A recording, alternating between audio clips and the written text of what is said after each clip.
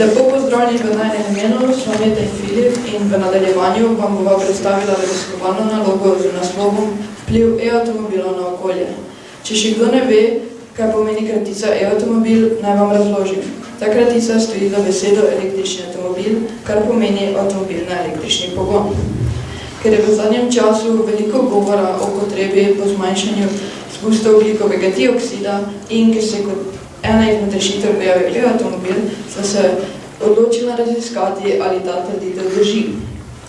Seveda je prejšnje leto Evropska agencija za okolje izdala oziroma podala izjavo, da se je v letu 2018 količina izpustnih plinov zvišala na 120 gramov na kilometer in seveda tako izdala zahtevo, da morajo vse članice Evropske unije do leta 2021 to količino zmanjšati na 95 gramov na kilometer, kar pa je ogromno.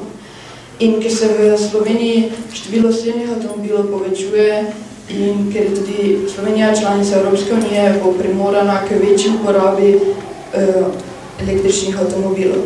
Presenetila pa me je informacija mojega očeta, ki mi je povedal, da v bližnji prihodnosti v center Maribora ne bo več dovoljen vstop starejšim avtomobilom na bencinski in dizelski pogon.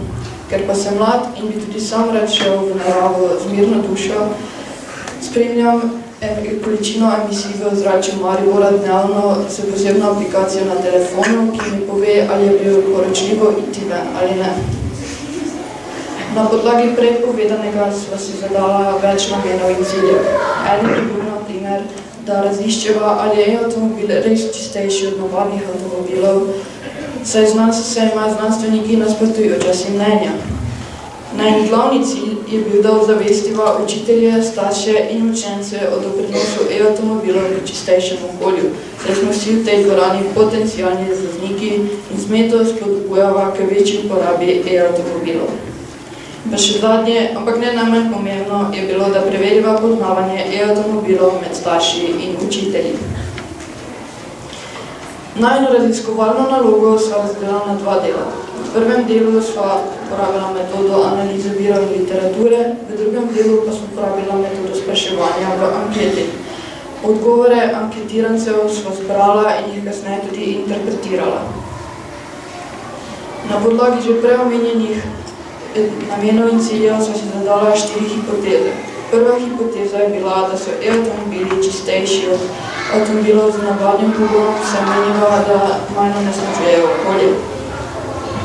Pri drugi hipotezi sva se bolj osredotočila na e-avtomobile, ki uporabljajo energijo iz neobnovljivih virov, predvidevala pa sva, da ti e-avtomobili onesnažujejo podobno kot navadni avtomobili. Pod hipotezo 3 stoji trditev, da v Mariboru ni dovolj polnilnih mest za e-avtomobile, saj lahko navadno bencinsko črpalko vidimo na skoraj vsakih 100 metrov, medtem pa, ko so električne polnilnice za e-avtomobile bistveno redkejše. Pri četrti hipotezi nas je zanimalo, kako dobro oziroma slabo so učitelji in starši seznanjeni s prednostmi in lastnostmi e-avtomobilov, predvidevala pa sva, da so slabo, kajti onesnaženost se povečuje in se ne izboljšuje.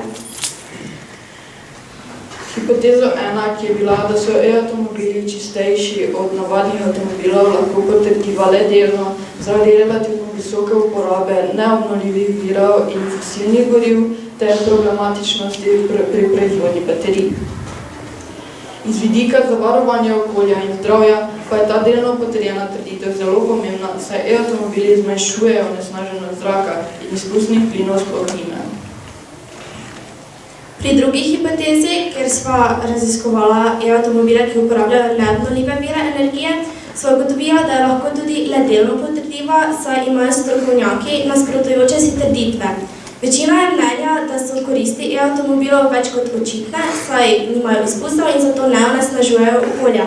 Manjšina pa je mnenja, da e-avtomobili onesnažujejo bolj kot navadni avtomobili, to pa zato, ker je problem pri proizvodnji baterije, ker se proizvede veliko škodljivih snovi, hkrati pa je tudi problem recikliranja baterije. Poleg tega pa manjšina tudi meni, da je problem, kako vozniki napolnijo svoje e-avtomobile, kajti relativno veliko uporabnikov električnih vozil polni z neobnovljivimi viri energije pri tem bi omenila, da je ta problem rešljiv, kajti če bi postavili polnilnice, ki bi uporabljale obnovljive vire energije, bi lahko tako vozniki ekološko napolnili svoje e-avtomobile. Hipoteza 3, ki je bila, da v Mariboru ni dovolj polnilnih mest za e-avtomobile, ovrževa, saj v Mariboru, glede na število e-avtomobilov, je dovolj polnilnih mest.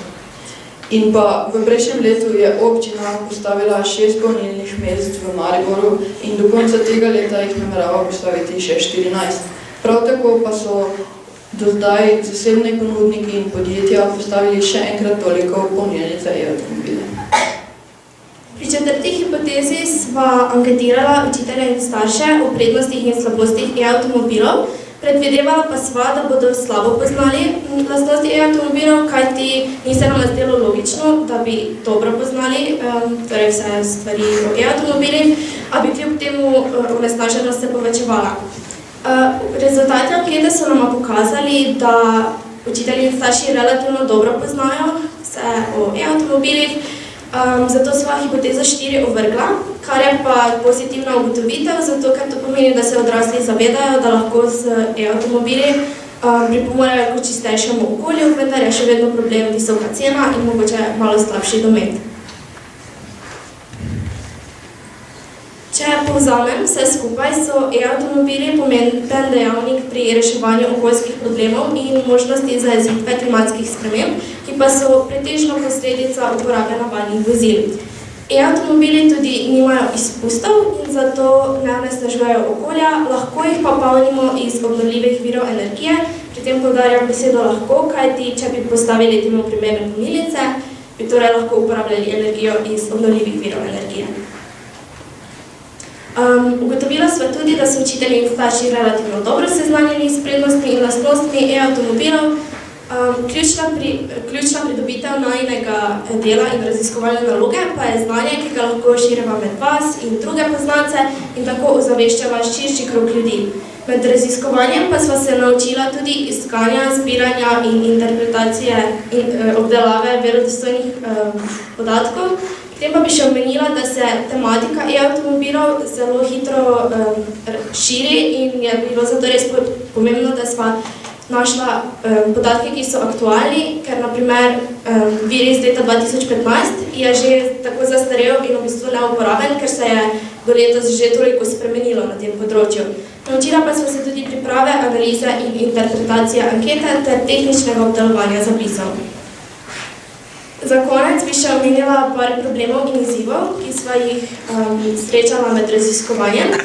Torej, kot sem že omenila, je problem, kako napolnimo e-avtomobile.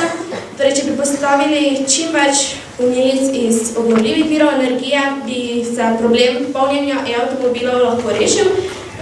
Izziv med raziskovanjem pa bil tudi, torej, kot sem že omenila, kateri podatki so uporabni in kako priti do verodostojnih podatkov.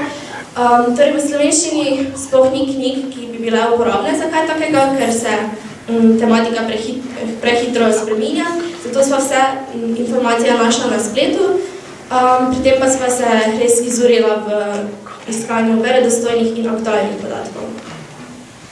To je bilo vse, hvala za vašo pozornost.